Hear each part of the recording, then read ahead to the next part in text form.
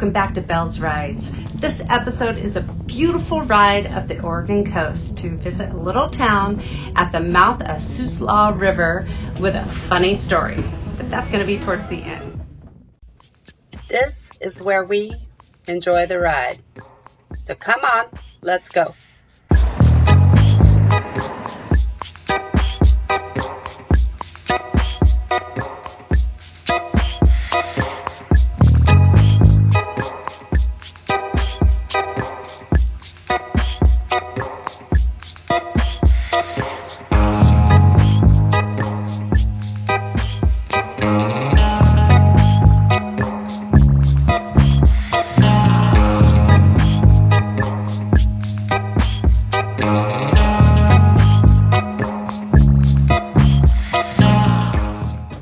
Okay guys, whenever I do rides like this, I research the area for some interesting history, like when the town was formed or why the settlers chose that to homestead, if it has natural attractions or cool restaurants, cool bars, that kind of stuff. This ride did not disappoint, and Florence has a funny little story, but I'll get to that at the end. Let's take a ride up the coast. If you love bridges like me, you will love this ride. It's only about 50 miles from COOS Bay to Florence, and you will cross over 3 cool bridges designed and built by this guy, Con McCullough. In fact, he designed and built several bridges along Oregon coast. On this ride, we crossed the only bridge named after him right out of the gate when we crossed the COOS Bay, heading north on 101 from North Bend, the McCullough Memorial Bridge.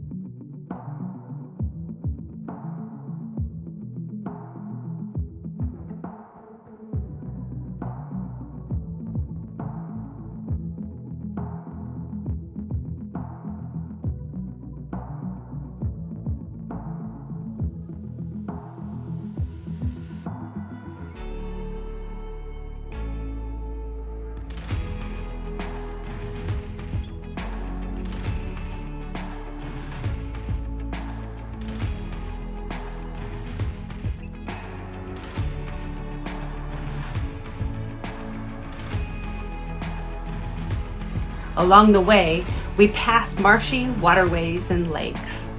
COOS Bay, Umpqua River, and COOS River are named after native Indian tribes from the area and are truly beautiful bodies of water.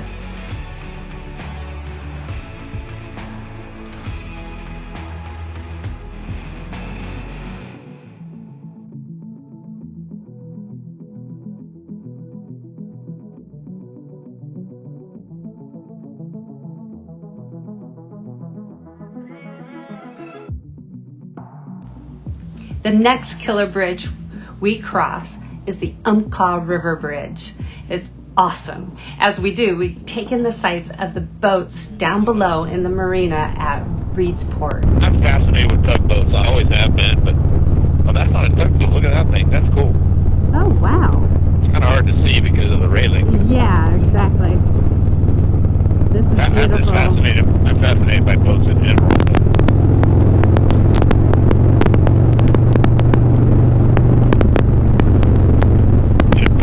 I might have been a sailor. Oh, look at the shipyard.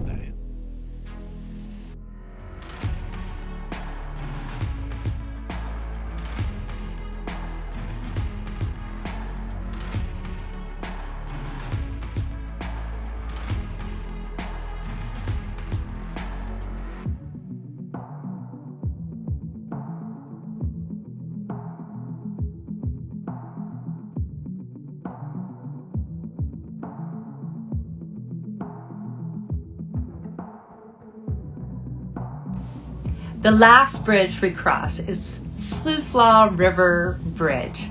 Just on the other side lays the cute little town of Florence with a funny story.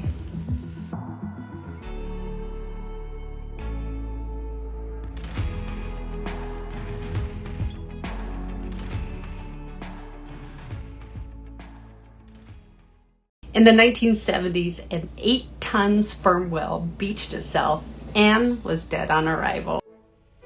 It had to be said, the Oregon State Highway Division not only had a whale of a problem on its hands, it had a stinking whale of a problem. What to do with one 45-foot, 8-ton whale dead on arrival? The DOA whale started to get ripe and pretty stinky. Oregon DOT was, at the time, responsible agency for the beaches and all of taking care of it and managing it. They set out to come up with a plan to get rid of the decaying well. The beach near Florence. It had been so long since a whale had washed up in Lane County, nobody could remember how to get rid of one. In selecting its battle plan, the Highway Division decided the carcass couldn't be buried because it might soon be uncovered.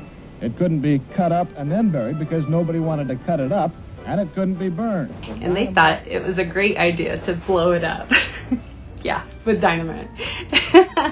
The engineer in charge of the operation, George Thornton, said in an interview that they weren't sure how much dynamite it was going to be needed to get rid of the well. Some 20 cases or a half ton of it.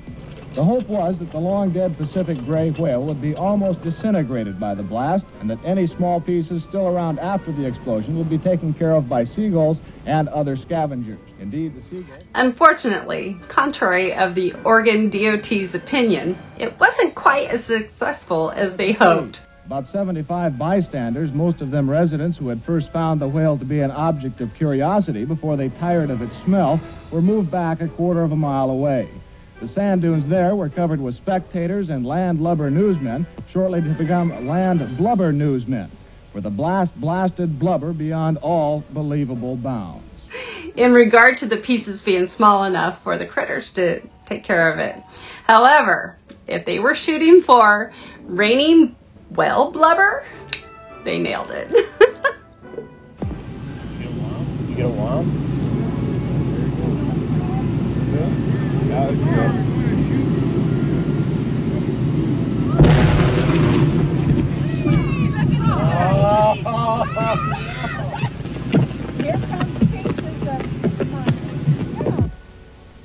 Our cameras stopped rolling immediately after the blast. The humor of the entire situation suddenly gave way to a run for survival as huge chunks of whale blubber fell everywhere. Pieces of meat passed high over our heads while others were falling at our feet. The dunes were rapidly evacuated as spectators escaped both the falling debris and the overwhelming smell. A parked car over a quarter of a mile from the blast site was the target of one large chunk. The passenger compartment literally smashed. Fortunately, no human was hit as badly as the car. However, everyone on the scene was covered with small particles of dead whale.